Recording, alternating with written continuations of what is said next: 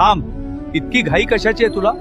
ज्या उत्तरासाठी तू तळमळतोयस तेच उत्तर देण्यासाठीच मी आज इथे आलो आहे. आधी तू शांत हो आणि माझ्याकडे बघ.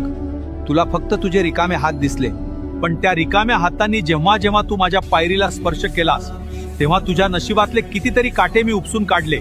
हे तुला दिसलं नाही. मी तुला रिकाम्या हाताने परत पाठवलं, कारण मला तुला चिल्लर नाही द्यायची होती.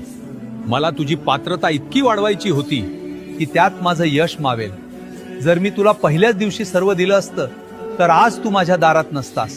तुझे पाय मातीला लागावेत, तुला माणुसकी कळावी म्हणून मी तुला इतके दिवस फिरवलं. पण आता तुझी परीक्षा संपली आहे, कारण आता मी जे देणार आहे ना ते सावरताना तुझे हे 2 हात सुद्धा अपुरे पडतील. धीर धर, तुला फळ गोडच मिळेल. आणि एक गोष्ट लक्षात ठेव, सदैव श्री स्वामी समर्थ नावाचा जप करत राहा. भिवू नकोस, मी तुझ्या पाठीशी आहे.